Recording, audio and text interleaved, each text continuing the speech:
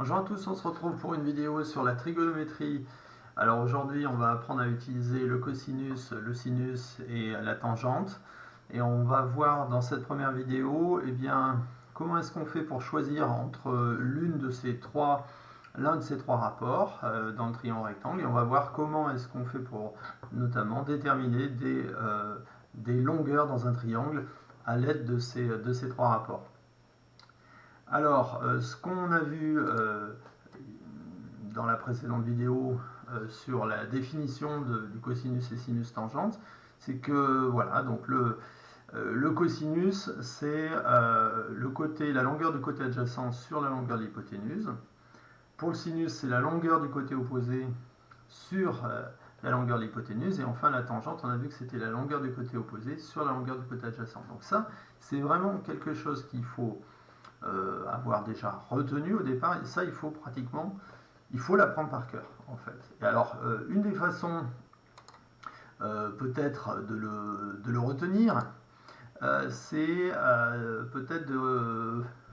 Alors il y a plusieurs moyens mnémotechniques pour ça, mais une des façons qui fait un petit peu sourire et on le comprend bien les élèves, c'est celle-ci, c'est celle que je vais vous montrer là aujourd'hui. Donc en fait, pour le cosinus, si on écrit ici, le cosinus, ça commence par quoi? Ça commence par la lettre C. Le côté adjacent, ça commence par la lettre A. Et l'hypoténuse, ça commence par la lettre H. Donc ici, ça nous fait K. Si je fais la même chose avec le sinus, ça nous fait un S ici. Sinus S. Côté opposé, O. Hypoténuse, H. Et puis alors pour ce qui est de la tangente, ça commence par un T. Pour le côté opposé, on a un O, et pour le côté adjacent, on a un A. Et donc finalement, si on le lit d'un bloc, finalement ces trois syllabes, ça nous fait K-so-toi. Ah, casse-toi. Donc évidemment, ça n'a rien de mathématique tout ça, mais c'est seulement un moyen un petit peu amusant qu'on met à la disposition des élèves pour finalement essayer de retenir ces trois rapports, parce que c'est essentiel de les retenir. Si on n'a pas ça en tête, en fait c'est même pas la peine d'aller plus loin en trigonométrie, tant qu'on ne connaît pas ces trois rapports, c'est inutile. Alors, une fois qu'on connaît ces trois rapports, c'est bien, on connaît la définition, parfait, mais maintenant il faut les utiliser. Puis surtout, comme il y en a trois, il faut qu'on arrive à déterminer finalement quand est-ce qu'on utilise l'un plutôt que l'autre. Voilà. Alors, pour ça, on va regarder ça dans le cadre d'exercices. Alors, allons-y. Alors, tout d'abord, je fais juste un petit détour par ceci. Alors ça, c'était ce qu'on avait vu plus ou moins hier, mais on va regarder plutôt ceci. Donc voilà une situation où on a un triangle rectangle. Ce triangle rectangle, il s'appelle OKJ, il est rectangle en K. Voilà. Et ici, finalement, sur cette figure, alors déjà on peut augmenter un petit peu la taille de notre hypoténuse ici pour le rendre un tout petit peu plus grand, ce triangle rectangle. Voilà, comme ceci. Donc vous voyez qu'ici, sur cette figure, on connaît l'hypoténuse. Vous voyez, l'hypoténuse, elle est égale à 10,9. On connaît l'angle en haut. L'angle en haut, il est égal à 42 degrés. Et en fait, ce qu'on désire connaître ici, c'est le côté OK. Alors, le côté OK, par rapport à l'angle qui est ici, par rapport à l'angle en haut, le côté OK, c'est le côté adjacent. Alors quand on dit côté adjacent, et quand on voit qu'on a l'hypoténuse, et quand on voit qu'on n'a aucune donnée sur le côté opposé, et aucune question sur le côté opposé surtout, en fait, naturellement, on va s'orienter plutôt sur le cosinus. Voilà, parce que si vous vous souvenez bien, le cosinus, c'est le seul des trois rapports dans lequel figure à la fois le côté adjacent et l'hypoténuse. Voilà. Donc ici, si on complète un petit peu l'exercice qui est proposé, on va dire que je cherche OK qui est, alors point d'interrogation, on fait dérouler, qui est le côté adjacent. Voilà. Dans le triangle rectangle, je peux utiliser la formule avec, eh bien ici plutôt le cosinus. Voilà, on va plutôt s'orienter sur le cosinus. Et qu'est-ce qu'on va dire? On va dire que le cosinus en haut, ça va être OK sur OJ. Donc on va l'écrire en fait, ça. On va l'écrire. On va dire que cosinus de 42 degrés, c'est égal à OK sur 10,9 ici. Voilà. Et ça, cette relation-là, cosinus 42 degrés égale OK sur 10,9, ça va nous permettre de déterminer ici la valeur de OK. Voilà, tout simplement. Alors, si on fait dérouler l'exercice jusqu'au bout, donc on va regarder la fin de la solution, la suite surtout, puisque ça c'était un petit peu un exemple. Et donc la suite, c'est quoi? C'est qu'on va tout simplement faire un produit en croix ici. On va dire que pour obtenir OK, eh bien, on va faire 10,9 fois le cosinus de 42 degrés. Et ça va nous donner en fait la valeur de OK, qui va être égale ici à 8,1. Alors comment fait-on pour déterminer le cosinus de 42 degrés? Comment fait-on pour le connaître? Eh bien en fait c'est la calculatrice ici qui va nous donner la réponse. Je vous remontre quand même ici que finalement, vous voyez que pour un angle donné, ici un cosinus de 42, le cosinus d'un angle de 42, on sait ce que c'est en fait. Le cosinus d'un angle de 42, on sait que ça fait 0,74 en fait, à peu près. Hein. Voilà, environ 0,74. Donc en fait ici, la calculatrice, c'est quelque chose qu'elle a mémorisé en fait, l'étape de trigonométrique. Et donc ici, qu'est-ce qu'on fait? C'est comme si on faisait 10,9 fois 0,74. Et ça va nous donner 8,1. Et ça va nous donner ici la réponse. Voilà. Donc, vous voyez, la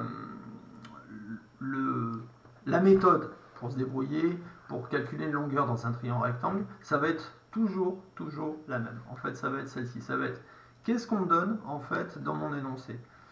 Est-ce qu'on me donne plutôt le côté opposé? Est-ce qu'on me donne plutôt le côté adjacent? Est-ce qu'on me donne l'hypoténuse? Voilà, donc déjà, il faut bien observer la figure. Ça, c'est la première chose. Ensuite, il faut s'orienter vers soit le cosinus, soit le sinus, soit la tangente. Et après, il faut faire un petit calcul qui ressemblera très souvent à ce calcul-là, en fait. Et ça va nous permettre de nous en sortir dans tous les cas. Voilà. Alors, ce que je vous propose pour continuer un petit peu notre étude, c'est justement de prendre un exercice, de faire un petit exercice, celui-ci par exemple, et alors on va le recentrer. Et qu'est-ce qu'on nous demande ici dans cet exercice? C'est dans chaque triangle rectangle, eh bien, de compléter les bulles, c'est-à-dire d'indiquer en fait s'il s'agit du côté adjacent, du côté opposé ou plutôt de l'hypoténuse, et d'écrire une relation trigonométrique adaptée. Voilà. C'est-à-dire d'écrire une égalité, cosinus égal, sinus égal, etc. Voilà. Donc le premier, je vous propose qu'on le fasse ensemble. Voilà. Donc on va déjà commencer par remplir les bulles. C'est parti. Alors, juste une petite capture d'écran. Et voilà. Donc, le premier, vous avez dû remarquer tout de suite que ce côté-là, ce côté qui se trouve ici, là, en fait, c'est le plus long côté d'un triangle rectangle, c'est ce qu'on appelle l'hypoténuse. Donc ici, on peut l'écrire, ici, c'est l'hypoténuse. L'hypoténuse. Voilà. Hypoténuse du triangle rectangle. De l'autre côté ici, par rapport à l'angle qu'on nous a demandé d'observer, ici c'est par rapport à cet angle A en fait, qu'on est en train d'étudier notre triangle. Et bien par rapport à cet angle A, ce côté-là ici, c'est le côté adjacent. C'est le côté adjacent. Donc ici, on l'écrit, côté adjacent. Alors généralement, on précise côté adjacent à l'angle. Alors ici, quel est l'angle qui est considéré? C'est l'angle A. Donc ici, côté adjacent à l'angle A. Voilà. Et une fois qu'on a finalement le côté adjacent et l'hypoténuse, et bien en fait ce qu'on nous demande c'est qu'est-ce qu'on va choisir. Est-ce qu'on va choisir le cosinus, le sinus ou la tangente? Ici, évidemment, comme dans le cas de l'exemple précédent, c'est le cosinus. Ici, donc qu'est-ce qu'on va écrire comme égalité trigonométrique? On va écrire que cosinus de l'angle A, ça va être égal au côté adjacent sur l'hypoténuse. Donc ici, ça va être égal à J sur I. Voilà, tout simplement. Voilà pour cette première question. Alors, je vais vous laisser maintenant chercher le second exercice. Donc, la deuxième partie de cet exercice, je vous l'affiche tout de suite. Voilà, donc c'est la B, c'est celle-ci. Donc, même question, en fait, on vous demande de déterminer ici qu'est-ce que c'est que P, qu'est-ce que c'est que Q, et ensuite d'écrire une relation trigonométrique. Et puis, on le fera aussi une dernière fois avec peut-être le cas qui se situe juste en dessous. Alors, je vous laisse une minute pour chercher ça, peut-être sur une petite feuille de brouillon, vous mettez la vidéo en pause. Et on passe, nous, maintenant, à la correction. Alors, la correction, ici, si je reprends de nouveau, si je refais une petite capture, et qu'est-ce qu'on va pouvoir écrire? Alors, c'est parti. Donc, P, c'est quoi? Eh bien, en fait, P, c'est le côté, ici, c'est le côté adjacent. Côté adjacent à l'angle E. Ici. Q, c'est quoi? C'est le côté opposé. Côté opposé, ici. Côté opposé à l'angle E. Côté adjacent, côté opposé, si on revient à la définition, eh bien, on doit éliminer le cosinus et le sinus ici, puisque le cosinus, on a besoin de l'hypoténuse. Ici, l'hypoténuse, on n'en parle pas. Pour le sinus, on a aussi besoin de l'hypoténuse. Et là, l'hypoténuse, finalement, on n'a aucune connaissance ici de ce côté-là. Donc là, on va s'orienter vers la troisième ligne trigonométrique, c'est la tangente. Donc ici, on va écrire que tangente E est égale au côté opposé, donc est égal à Q, sur le côté adjacent, qui est ici égal à P. Voilà, tangente E est égal à Q sur P. Voilà pour cette partie de la correction. Et on retourne sur notre exercice ici pour justement voir le dernier cas, qui est celui-ci. Là encore, je vous laisse mettre la vidéo en pause et chercher peut-être ce dernier élément. Allez-y. Et nous, maintenant, on passe à la correction. Alors, la correction de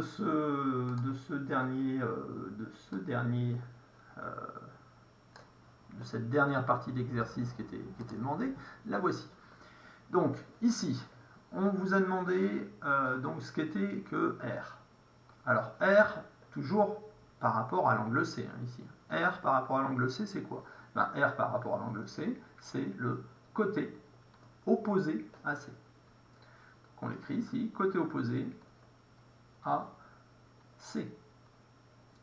Côté opposé à l'angle C. Qu'est-ce que c'est que S? Ici, S, c'est l'hypoténuse dans notre triangle rectangle. Donc ici, on écrit que c'est l'hypoténuse. Voilà.